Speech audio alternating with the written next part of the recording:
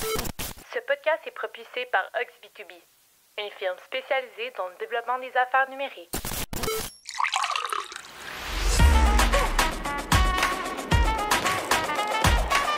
Bonjour et bienvenue au podcast B2B & Go, le podcast qui vous sert à chaque épisode une bonne dose des meilleurs outils et pratiques de vente et marketing B2B. C'est dans une formule pour emporter que Simon Deschênes et ses invités discutent des meilleures stratégies numériques et tendances de l'industrie, toujours sous le thème de la croissance des ventes. La table est mise pour vous présenter le B2B sous un nouvel angle. Bonne écoute!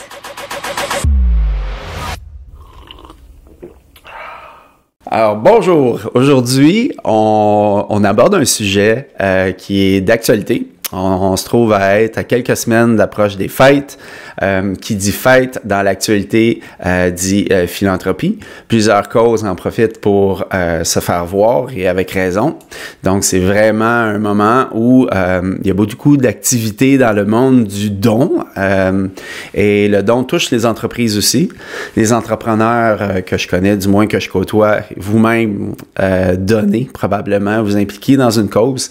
Donc pour en parler aujourd'hui, on a une experte dans le domaine, Marie-Claude. Bienvenue. Merci de l'accueil pour aujourd'hui. Ça fait plaisir. Écoute, Marie-Claude, dans le fond, tu es impliquée à Moisson Rive-Sud. Tu es directrice des activités philanthropiques, donc du développement. On va nommer ça développement des affaires dans le monde de la philanthropie. Exactement. La raison de ta présence aujourd'hui, c'est que tu es une experte à aller chercher des donations auprès d'entreprises, auprès de particuliers.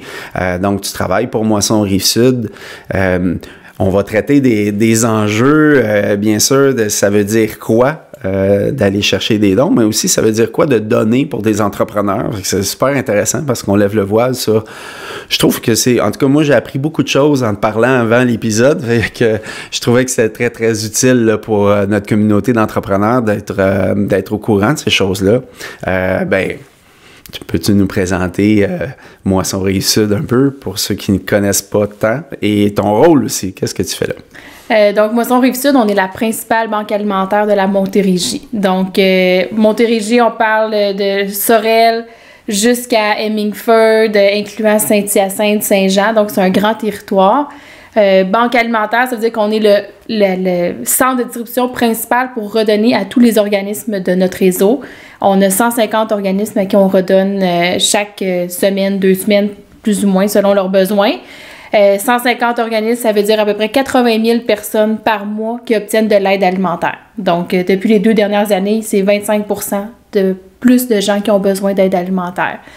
Au niveau de type de personnes qui peuvent être aidées, on parle toujours dans notre mission, nous, de personnes vulnérables, parce qu'on est toujours à un événement que ça peut nous arriver. Puis dans notre réseau, on a toutes sortes d'organismes. Ça peut être autant un comptoir alimentaire traditionnel, un centre d'action bénévole, centre d'hébergement, maison des jeunes, camp de jour, maison de répit, centre pour les femmes victimes de violences. Fait que c'est toutes sortes de choses que tu vas dans cet endroit-là parce que tu as une vulnérabilité. Puis la nourriture, mais ça sert de porte d'entrée. Par exemple, je donne des fois l'exemple d'un jeune qui va dans une maison des jeunes. Puis là, il va jaser avec un intervenant parce qu'il y a un repas communautaire, quoi que ce soit.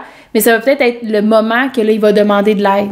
Ça va être là qu'il va dire, ben, coudonc, chez nous, je vis telle situation, avec mes amis ou à l'école, je vis telle situation. Fait le repas devient toujours le moment pour obtenir de l'aide ou la circonstance qui va aider la personne à aller mieux dans le futur. Quand tu reçois un repas, il n'y a aucun organisme qui va te donner ta boîte et dit, ben, va-t'en chez vous. T'sais, il va dire, voilà ta boîte, mais pourquoi tu es venu nous voir? Qu'est-ce qu'on peut faire pour que tu n'aies plus besoin de venir me voir? Que ce soit des fois de la recherche d'emploi, des études, organisation familiale. Mettons, si je prends un centre de répit pour les personnes qui ont des, mettons, problèmes en santé mentale, est-ce qu'ils ont tous les soins qu'il faut? Donc, c'est vraiment... c'est ça notre mission, c'est ça notre travail, c'est de trouver toute la bouffe nécessaire pour que ces gens-là puissent offrir l'aide directement sur le terrain puis faire la différence. Fait que la bouffe devient la porte d'entrée à plusieurs services. Fait que supporter Moisson Rive-Sud, c'est supporter en même temps beaucoup de causes. Là. Exactement, tout à fait. Parce que même dans notre vie quotidienne, quand on voit nos amis, notre famille au bureau, l'heure du lunch, c'est le moment, tu sais, ton brunch, ton dîner, c'est le moment que tu jases avec tes enfants, c'est le moment que tu jases avec tes collègues, comment ça a été ton souper, telle affaire, ton gars, il est-tu encore au hockey? C'est là qu'on va comme se rapprocher puis discuter, puis il faut s'imaginer de dire, si j'ai même pas de la nourriture à mettre sur la table, fait que c'est un moment d'angoisse d'arriver au repas, puis c'est un moment que tu pourras pas avoir avec ta famille, tes enfants, tes amis ou quoi que ce soit. Tu sais, faire la fête d'amis de ton petit gars de 5 ans, si t'as pas de nourriture, ça marche pas, tu peux même pas donner un gâteau. On voudrait pas s'imaginer d'être dans cette situation-là, mais malheureusement, ça l'arrive pour beaucoup de monde. Puis c'est pour ça qu'on veut être au cœur de la Montérégie pour redonner le plus de bouffe possible au plus de gens pour qu'ils puissent continuer à avancer puis se sortir des conditions qui les ont amenés là. Oui, j'imagine qu'il n'y a pas de surplus à chaque mois. Hein? Vous ne gardez pas grand-chose chez vous. Non, mais nous, tu sais, c'est de la bouffe. On a l'équivalent d'à peu près 40 à 50 millions de dollars de nourriture qu'on reçoit puis qu'on redonne. Donc, ça roule vite parce que c'est toute de la nourriture qui est en fin de vie, qui est abîmée. Tu sais, les fruits, les légumes, on n'a pas les A1 là, qui se retrouvent sur les tablettes du supermarché. Donc, quand ils arrivent chez nous, on a 1 ou 2 journées pour leur faire ressortir, pour leur donner aux organismes. Donc, on a un gros roulement dans notre entrepôt pour offrir le service. Puis, il y a beaucoup de bénévoles qui viennent nous donner un coup de main pour nous aider à ça. Comment ça évolue, Moisson Rive-Sud? C'est quoi les enjeux actuels? Qu'est-ce qui est en changement? Au niveau des actualités aussi, tu es au cœur de l'organisation, tu peux peut-être pas tout nous dire, mais qu'est-ce qui est la vision aussi des prochains mois, des prochaines années? Pour nous, c'est vraiment depuis la pandémie, il y a une augmentation énorme du nombre de personnes qui ont besoin d'aide alimentaire. Si on retourne là, il y a quelques années, là, en 2019, on avait 90, 110 membres, organismes là, qui ont besoin d'aide. Maintenant, on est autour de 150 membres qui ont besoin d'aide. Donc, on est rendu à 80 000 personnes qui sont aidées chaque mois. Puis, on ne voit pas que ça va diminuer pour l'instant. C'est la tendance partout au Québec. Puis, je parle aussi avec des collègues partout au Canada. Puis, c'est l'augmentation qui est vraiment accélérée du nombre de personnes qui ont besoin d'aide. Fait que nous, il faut redoubler de créativité pour avoir les dons nécessaires, autant en argent qu'en nourriture, pour pouvoir offrir le nécessaire. On est de plus en plus obligé de se retourner vers l'achat de denrées pour combler les denrées qu'on ne reçoit pas ou plus gratuitement. Donc, ça fait partie de tout ça, tu sais, qu'il faut s'organiser, être créatif.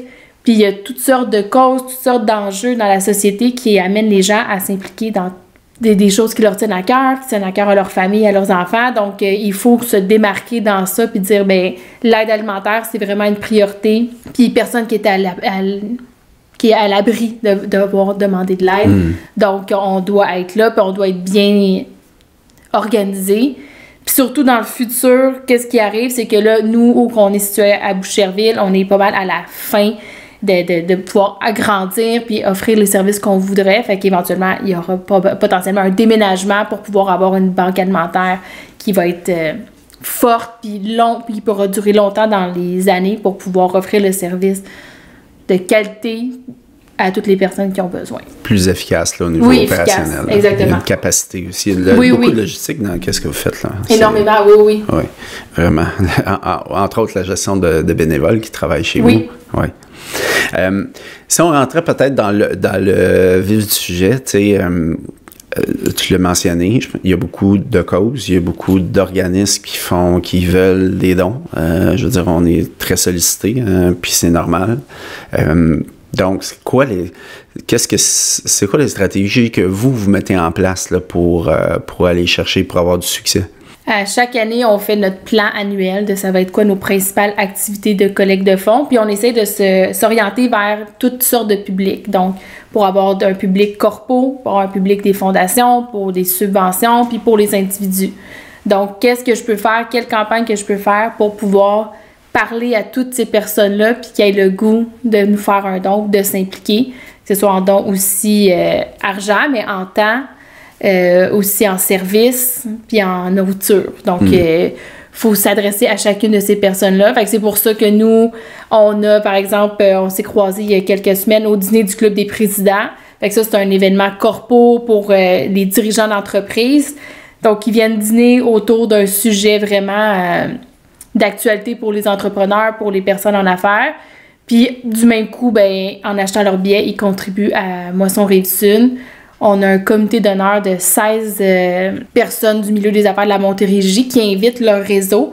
Donc, nous, on recrute des patrons d'honneur qui ont de l'influence, qui ont un bon réseau. Puis ces patrons d'honneur-là, ben, ils invitent des gens que j'ai peut-être jamais parlé, mais là, qui vont venir s'asseoir pendant 2-3 heures pour Moisson Rive-Sud. Puis éventuellement, ben, faire des nouvelles connexions, des nouvelles opportunités de dons. La même chose pour notre tournoi de golf l'été. On accueille un peu plus de 300 personnes. On a notre comité d'honneur. Fait que c'est un autre créneau de d'autres personnes qui viennent contribuer à notre cause, mais aussi qui viennent entendre parler de notre cause pendant une journée. Fait que c'est vraiment intéressant de voir toutes ces personnes-là. Pour le côté plus individu, on a notre campagne de Noël, qui est vraiment, tu sais, les paniers de Noël, l'aide alimentaire à Noël, tu sais, ça va de soi que tous les gens, ils veulent pas, qu'il n'y ait pas de nourriture dans le temps des fêtes, tu sais. Tout le monde veut avoir qu'est-ce qu'il faut. Fait que c'est une cause qui est vraiment... Notre cause, on a la chance d'être bien soutenu durant le temps des fêtes, puis on utilise ça, justement, parce qu'on est là 12 mois par année, mais on a comme 2 mois qu'on est très populaire. Fait qu'il faut l'optimiser. Ouais. Vous le voyez dans les dons, j'imagine. Oui, vraiment. On a une grande recrudescence des dons. Puis on optimise aussi pour aller parler aux entreprises pour qu'ils nous fassent des campagnes à l'interne avec leur équipe, avec leur famille, dans les écoles, tout ça. Comment vous y prenez pour rejoindre justement les entreprises pour qu'est-ce que tu viens de parler là? Vous avez un réseau que vous avez bâti. Tu fais de la prospection comme un représentant qui appelle carrément des entreprises à fois. Comment tu t'y prends? C'est un mélange des deux. On a un bassin de donateurs qui sont avec nous depuis plusieurs années. On jase avec eux une couple de fois par année. On leur explique qu'est-ce qu'on fait avec leur investissement en dons. C'est quoi l'impact dans leur communauté, l'impact auprès de leurs employés. Puis, on fait de la prospection. On va aller voir, on pourrait, mettons, aller voir les courtiers d'assurance, les courtiers immobiliers, les agences de marketing. Fait que là, on dit, OK, c'est qui en Montérégie, qui est les grandes agences, les cabinets de comptables, cabinets d'avocats. Puis là, on les liste, puis on les appelle. Fait qu'on commence toujours, mettons, à envoyer un courriel pour les informer, mais on les appelle après parce que les courriels de sollicitation ou d'information de campagne, là, ils vont glisser facilement. Ouais. Fait que c'est pour ça que, tu sais, on va faire l'appel pour contribuer à peut-être développer vraiment une relation. Est-ce que j'imagine que tu as une équipe qui fait ça avec toi? Là, t'es pas seul quand même? OK, ça prend du temps de faire ça. Oui. OK. Puis vous utilisez aussi, les publicités sur les réseaux sociaux. J'ai vu des choses passer. Vous avez des campagnes d'infolettres, j'imagine. Donc, vous diversifiez quand même pas mal là, à ce niveau-là. On a une infolettre qu'on envoie à nos donateurs. On a des médias sociaux, là. On a LinkedIn, Facebook, Instagram. On a une chaîne YouTube aussi qu'on fait des vidéos de temps en temps. Donc, on essaie toujours d'alimenter ces réseaux sociaux-là, puis pas toujours en sollicitation de dons, parce que c'est pas toujours intéressant. Fait qu'on essaie de dire l'impact des dons ou juste parler d'un type de don que les gens ne savaient pas qu'ils pouvaient faire. Fait que dans les infolettes, on essaie de nourrir plus avec des histoires puis du storytelling. C'est ça qui va comme susciter d'avoir une vraie relation, puis ils vont comprendre l'impact au lieu de juste dire ben bonjour, s'il vous plaît, donnez-moi 100 $. Parce que ça, non, effectivement. On va pas avoir l'intérêt du donateur. Qu'est-ce qui est votre principale objection quand vous rejoignez des gens live, là, justement, au téléphone? Vous faites la prospection, vous réussissez à rejoindre des gens. Quelle est la plus grande objection que vous recevez par rapport à quand vous recevez un nom? Là, c'est les raisons pour lesquelles les gens ne donnent pas. Ils ont choisi déjà une autre cause. OK. Puis c'est bien correct, dans le sens que nous, on les félicite quand même. T'sais, on dit oui, bravo. À ce moment-là. S'ils n'ont pas de cause, ben là, on dit qu'est-ce qui pourrait être votre cause ou pourquoi vous ne voulez pas comme nous choisir. Mais s'ils ont une cause, ben tant mieux. Je veux dire, c'est ça qui est l'important. S'implique déjà. De s'impliquer, de faire la différence. Puis c'est bon au niveau de l'entreprise pour l'engagement des employés, que chaque entreprise ait sa cause. Mais après, on essaie quand même de se glisser pour dire, si tu es déjà impliqué sur le golf de l'organisme ABC, ben t'aurais-tu le goût de faire une collecte de denrées pour nous, de faire quelque chose? Fait que des fois, on est capable d'être conjoint, d'avoir 2 causes soutenues pour une entreprise, mais de manière différente ou avec une équipe différente. Donc, on essaie toujours d'offrir... on est beaucoup sur mesure. On va pas dire, ça te tente-tu de faire telle affaire? C'est jamais un package qui est pas personnalisé. On va y aller vraiment personnalisé. Dire, si, mettons, c'est un courtier immobilier, Mais je vais dire, tu sais, saviez-vous, tu pourrais dire, OK, à chaque maison vendue, moi, je fais un don de 100$ ou telle affaire. Fait qu'on offre peut-être une stratégie pour ce type de business-là. Tandis que si c'est un magasin d'alimentation, on va dire à chaque facture telle chose, ou des aliments dans l'épicerie qui sont désignés pour redonner. Donc, on va s'adapter à la business de notre potentiel donateur pour que ce soit intéressant, autant pour nous que pour lui. Non, mais c'est intéressant. Ça fait que vous avez cette discussion-là à ce moment-là, quand vous les contactez. Puis, tu parlais des types de dons. Peux-tu me dire, parce qu'en discutant avec toi, il y en a que je connaissais pas. Bien, il y a le don traditionnel en argent qu'on peut redonner. Puis le don en argent, il peut être aussi dans le cadre d'une commandite pour un événement. Donc, il y a cette manière-là. Il y a les dons en service. Donc, si vous avez, mettons, une agence qui fait de l'entretien ménager, bien, faire l'entretien ménager pour un organisme en échange on peut faire un échange de dons là-dessus. Après, ça peut être une expertise aussi pour une agence de marketing, n'importe quoi. L'expertise peut être aussi un don. Il y a les dons en bénévolat, donc de venir chez nous faire du bénévolat pour nos besoins à nous. Puis, il y a aussi tous les dons plus, mettons, qui sont moins connus. Par exemple, les dons d'actions, donc donner des actions. Ça a des bons avantages fiscaux. Les dons testamentaires, les dons mensuels. Fait que c'est vraiment diversifié, puis il y a toutes sortes de manières de s'impliquer, puis acheter une assurance vie pour un organisme, puis que l'organisme est bénéficiaire. Tu sais, c'est vraiment, il n'y a pas de limite à s'impliquer puis à faire une différence dans sa communauté. C'est juste de choisir la cause que personnellement, qui a le goût d'avoir un impact. Non, c'est intéressant, par exemple, les dons en action. Donc, moi, je connaissais pas ça. Parce que qu'est-ce qui est l'avantage d'un don en action, c'est que le profit que tu as fait là, de ton action, mettons que tu l'as acheté à 3$, maintenant elle vaut 100$, mais la différence, c'est pas imposable. OK. Donc... Fait que le don, nous, on va l'avoir le don, mettons, de 100$, mais toi, tu ne seras pas imposé pour le profit que tu as fait durant ce moment-là. Puis vous allez bénéficier de la valeur totale. Exactement. De la valeur d'action. Oui, puis on remet un reçu fiscal pour cette valeur-là. Ah ouais, mon Dieu. Oui. Fait que ça, pour les gens qui ont des actions, c'est vraiment plus facile de faire les dons de cette manière-là, puis c'est peu connu comme manière de faire les dons. Non, c'est vrai. Puis vous êtes équipé pour expliquer, bon, vous n'êtes pas fiscaliste, ils doivent prendre conseil avec leur fiscaliste, c'est sûr, mais vous êtes quand même capable de donner un certain jargon là, sur la chose, que les gens comprennent bien ça. Oui, exact. Puis pour aussi toujours rester dans les avantages fiscaux, qu'est-ce qui est le plus avantageux, mais aussi rester toujours dans ce qui est légal, là. Parce que, tu sais, on veut pas dire, OK, je te vends une commandite, puis je te donne 100% de ta commandite, je te donne un reçu fiscal. Ça, c'est pas légal. Il faut que, quand il y a une commandite, il faut enlever la valeur que la personne a obtenue en visibilité, puis on peut juste faire le reçu pour la différence. Fait qu'il faut être capable d'évaluer cette valeur-là. Parce qu'on peut pas donner des reçus fiscaux à tout le monde qui nous voudrait bien. En tant qu'organisme, on a une responsabilité de s'assurer qu'on redonne les reçus fiscaux en vertu des lois qui existent. Une conformité. Là. Oui, exact. C'est clair. Puis si on se conforme pas ou qu'on fait une erreur, ça peut arriver, mais si on se conforme pas, ben ça peut qu'on peut perdre notre numéro d'organisme de charité, fait que ça, c'est pas ça qu'on veut. Aucun organisme veut ça. Non, effectivement. On entend, je t'amène peut-être sur une autre piste, on entend beaucoup d'organismes, puis comme tu disais, hein, je pense que vous êtes tous dans la même équipe, là. Tant que les gens s'impliquent, la communauté, les entreprises s'impliquent, le résultat est là.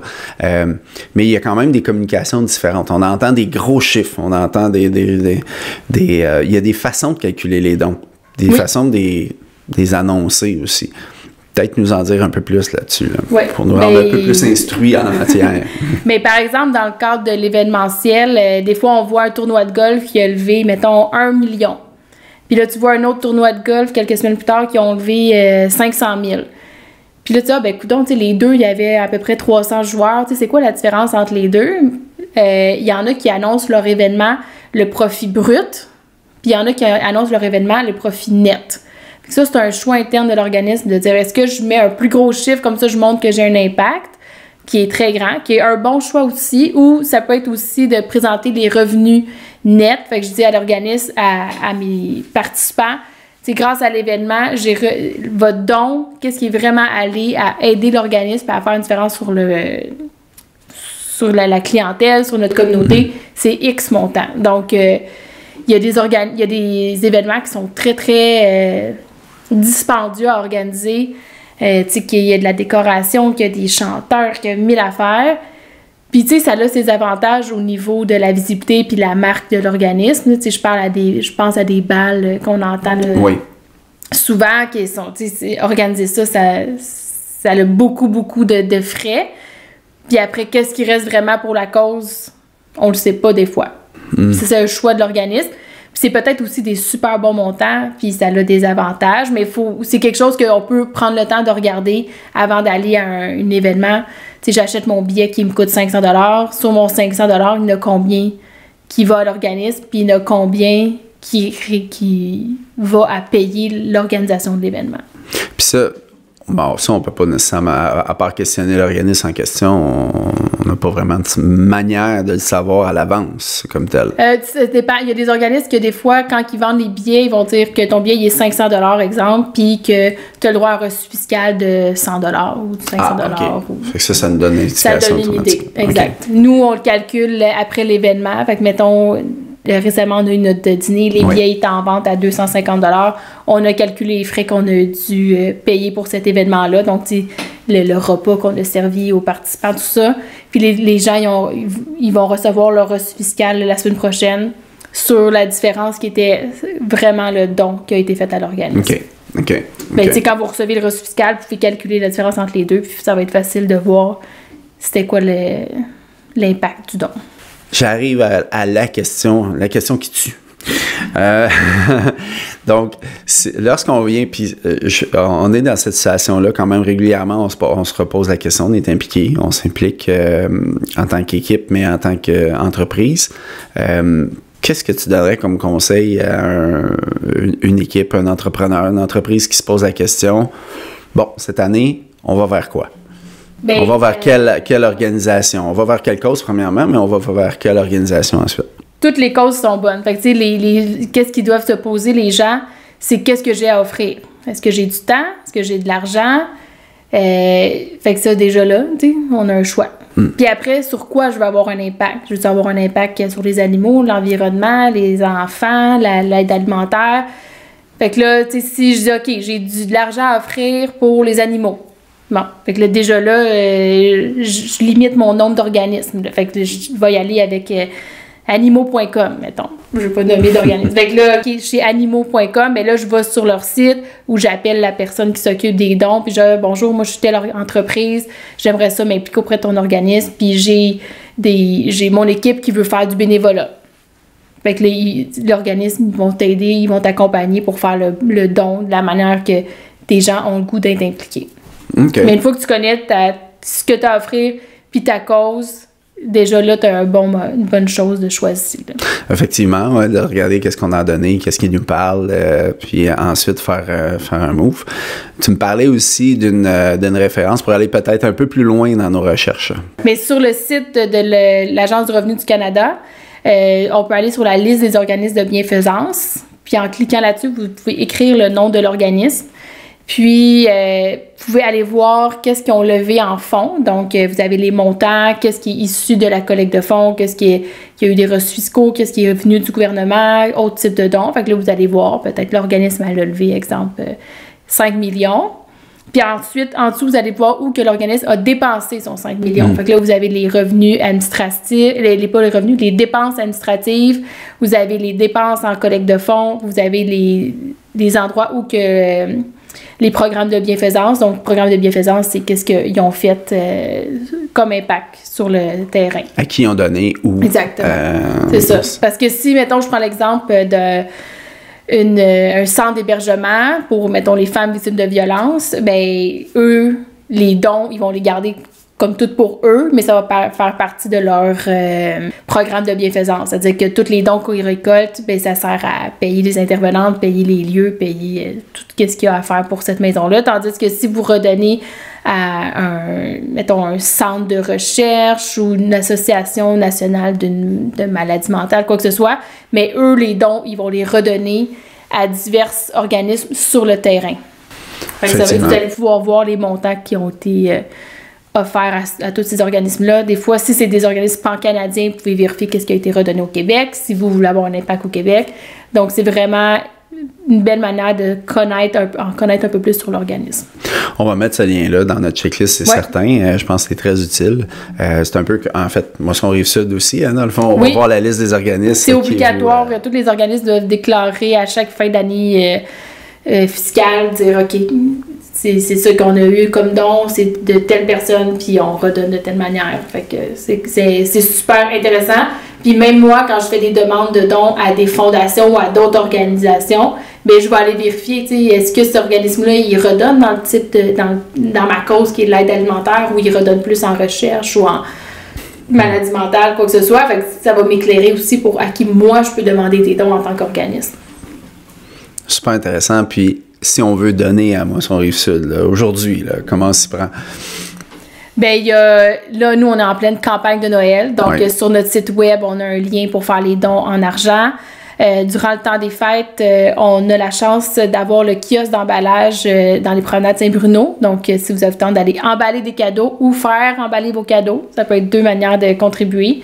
On peut faire des collectes de denrées dans les écoles, dans les entreprises. Donc, si vous voulez faire une collecte de denrées auprès de votre équipe, ça peut être aussi une manière, ou les dons en argent, simplement de faire des dons sur notre site web, de venir au bureau nous rencontrer, puis on peut aussi vous expliquer la cause, qu'est-ce qui vous intéresse, puis voir qu'est-ce qu'on peut faire ensemble durant les prochaines années. Vous allez être occupé dans les prochaines semaines, j'ai l'impression. oui, dans le temps des fêtes, c'est super occupé, puis c'est le fun. C'est une belle frénésie, puis c'est la même chose dans toutes les banques alimentaires, tous les comptoirs alimentaires.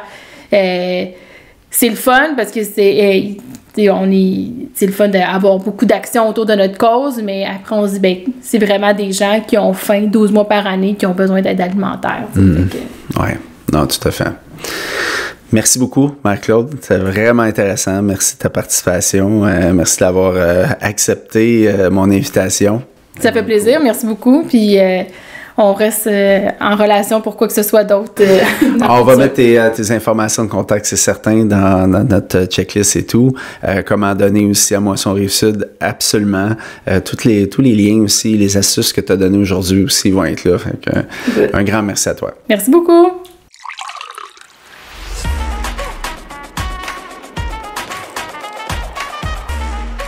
C'est ce qui met fin à un autre épisode de B2B & Go. N'oubliez pas de vous abonner à notre infolette en vous rendant au oxb2b.com/podcast pour être notifié dès la sortie de notre prochain épisode, en plus de recevoir l'aide-mémoire préparée par notre équipe. Vous trouverez dans celle-ci un résumé des sujets abordés aujourd'hui, en plus de stratégies pour donner un boost de caféine à votre développement d'affaires B2B. Rendez-vous le mois prochain pour un tout nouvel épisode. À bientôt!